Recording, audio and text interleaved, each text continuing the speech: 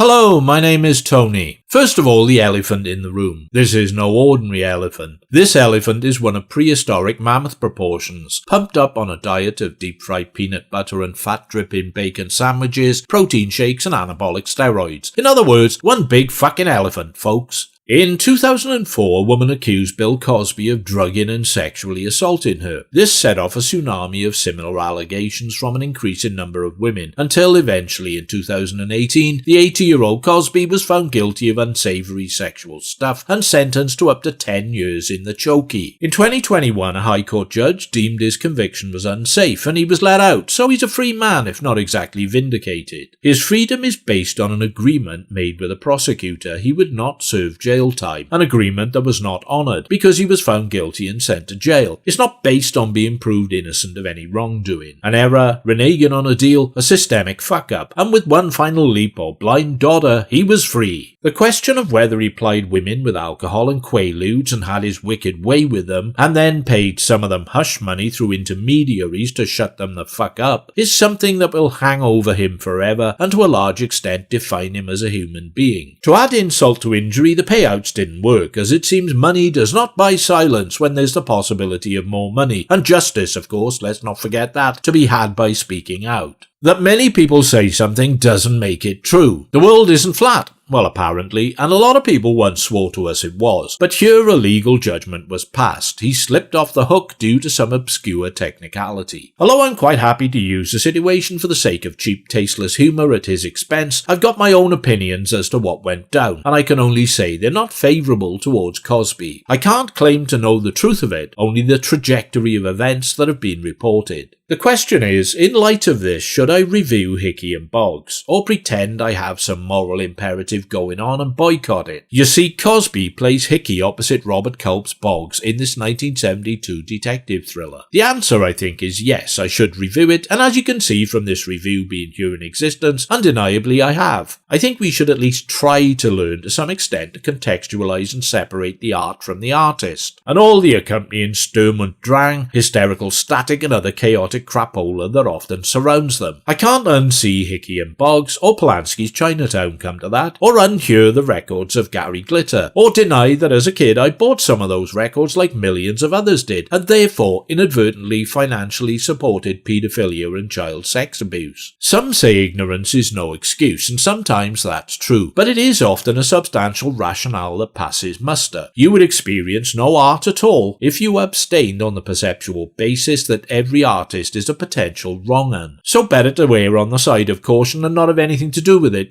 just in case. And even if you know it to be true, if it is a proven fact, if they're the most evil and depraved scumbag in the known universe, their work continues to exist. It's still there, and it might just be the only good or worthwhile thing they ever gave to the world. Their only redeeming legacy. Cancellation, censorship won't destroy it, obliterate it, or change anything. In my experience, it mainly increases mass public interest and draws attention to it. I can suspect that Bill Cosby is really a narcotic-toting, sexually deviant rapist and abuser of women. But what I know is that Hickey and Boggs is a film I first saw not being aware of this possible scenario, and is a film I rewatched recently after the allegations had long come to light. And if I feel like watching it again at some point in the future, I will. You might feel differently, and I understand that. So all I can tell you is that in that case, don't watch the film or this review, and you're sorted. Elephant gone, moving on, and fuck you Jumbo for taking up space.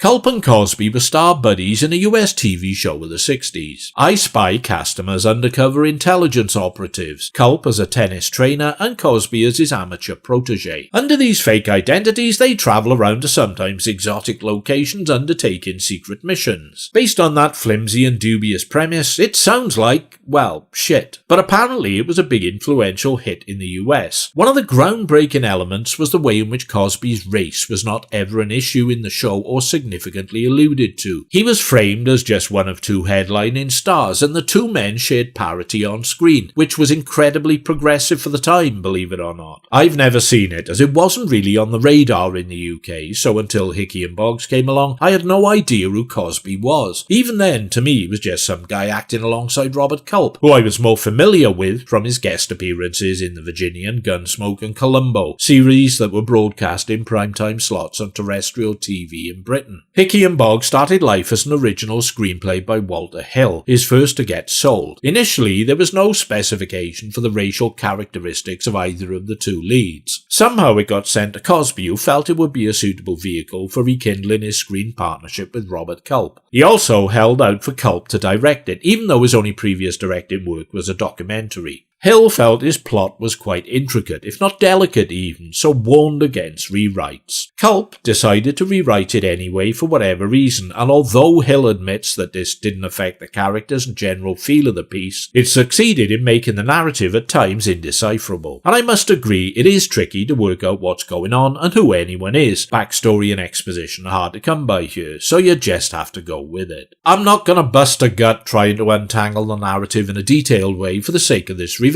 Rather concentrate on the qualities or lack of therein and suggest some reasons why it might be well worth your time, why it might be your sort of thing if you're that sort of person. Let's crack on. A hot-looking senorita in shades gets off a train in LA carrying a case. The case contains a stack of bills from Pittsburgh National Bank, the plunder from a robbery. The woman's aim is to offload it to the highest bidder, who will then launder it. She's working with a male partner, whether he's her husband or boyfriend it's not clear, who is currently in the pen but coming up for release. The case full of illicit cash is a Hitchcockian MacGuffin, and the reason why a lot of people are going to wind up dead. That's as simple a thumbnail as I can make it. Now to our heroes, and I use the term loosely. Hickey, Bill Cosby, and Boggs, Robert Culp, are the two most lassitude-ridden, listless, depressed, and burned-out ex-cop private detectives you're ever likely to meet. Both are divorced and pining for their exes. Boggs' ex is a sparky, nude go-go dancer in a strip joint, and Hickey's a resentful single mother of a preteen daughter. Add to this, business is not good, and they're barely holding it together. Boggs is a borderline alcoholic, and Hickey is tightly wound and perpetually downcast, close to giving up. Enter Mr. Rice, Lester Fletcher, a camp and creepy middle-aged man sunbathing on a beach, and he's a bit too close to that kid's play area for my liking. He's requested a meeting with the two men. Boggs can't summon the energy to go, so Hickey turns up alone. Rice has a job for them: find a missing woman, Mary Jane Carmen Christina Marino, who just happens to be the chick with a case full of stolen cash. He omits to mention this bit. He gives Hickey a list of possible acquaintances of Mary Jane who may know something, and an answering service number to call with any news on progress. Oh, and a $500 advance, which doesn't noticeably lift Hickey's spirits at all. From here on in, almost everyone Hickey or Boggs visit for information winds up either missing or dead. The LA mob who ran the Pittsburgh bank heist want their money back, even though technically it doesn't belong to them, but you know how mob mentality works. Fronted by Mr. Brill, Robert Mandan, and his underling Ballard, Michael Moriarty, they engage three gun-toting sociopaths or hitters, or as Hickey and Boggs prefers to call them, torpedoes, to find the girl and the money. They're led by Monty, played by legendary stunt driver Bill Hickman. As the bodies pile up, the two private dicks are hauled in and grilled by the local police, presided over by an impossibly youthful James Woods as Lieutenant Wyatt. To make matters worse, the mob wants to remove them from the board as they're becoming a nuisance. They trash Boggs' house, and when he rings Hickey to warn him, they've already been to his place and left behind the mutilated body of his ex-wife, with whom he was seeking a reconciliation. Discovering that Rice is in the employ of a local black activist and gang leader who also wants the case of cash, they hijack the two on their way to a buy on the beach. Ballard turns up in a helicopter flown by Monty and starts machine gunning everyone on the ground, including Mary Jane, her jailbird partner, Rice, his employer, and their muscle. It now remains for Hickey and Boggs to shoot it out with the mobsters and take them down,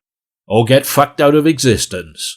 Firmly set in neo-noir territory, Hickey and Boggs became a cult item over time. After initially being criticised for narrative incoherence, Culp's somewhat fragmented and jumpy direction and his random approach to scene setting, and being generally tricky to get along with. Accepting all those things because they are fair comments, I can allow that none of them are so detrimental as to be catastrophic. And if you grant some leeway, there are major plus points that make it a pleasingly atypical detective thriller, with a sleazy bar full of shot-soaked atmosphere and quirky style to its credit. My understanding of I Spy is that it was quite jocular and trendy, with Culp and Cosby trading in hip banter and catchphrases which appealed to the audience. That same audience, likely expecting a reiteration in Hickey and Boggs, would find something of a quite different temperature. These guys are terminally deadpan and morose, so down on their luck and browbeaten they can hardly be bothered to remember to breathe. They project a so unflinchingly granite-faced, reticent and glum, it becomes blackly funny. They carry around 44 caliber magnums, Harry Callahan's weapon of choice, but concerned that shoulder holsters might impede the speed of their draw, Hickey wraps his in a hand towel and Boggs hides his under a newspaper. Not that the weapons do them a lot of good. Unlike in most private eye movies, they're absolutely useless marksmen. They fire a copious barrage of bullets but fail to hit anything resembling a target. At one stage, Boggs bemoans, "I gotta get a bigger gun, I can't hit nothing." Culp's direction might not be all that fluid, but in the action scenes he comes into his own. They're frankly great, like escaping from an apartment with the torpedoes on their way up, setting fire to their pursuer's car, causing it to explode in the street. Boggs uses as a fuse the brown paper bag with out of order scrawled on it he routinely places over parking meters. You get a buy in a deserted football stadium which evolves into a chase and shootout of epic proportions. Another buy in a car park at night with the bagman, a guy in drag and machine gun bullets and explosions all over the place. And then there's the terrific concluding confrontation on the beach with another relentless storm of bullets, multiple deaths and an exploding helicopter. Culp orchestrates them all with an enthusiastic sense of directorial style and panache, like a man who's found his visual passion in life and they just happen to be pyrotechnics and gunfire rather than characters and storytelling. Maybe I've been a bit disingenuous, because the on-screen relationship between the two leads is a marvellous coalition of quietly suppressed macho angst and borderline despair. Both Cosby and Culp give superb performances. They're a wisecrack, sure, but they're slightly low-key, and the interactive dialogue between the two has an organic but minimalist feel, mumbled through chewed cigars and cigarette smoke, punctuated by shots of whiskey and mouthfuls of beer. It's tinged with the sour tang of bitterness and regret, and a realization that in the end, they've only got each other.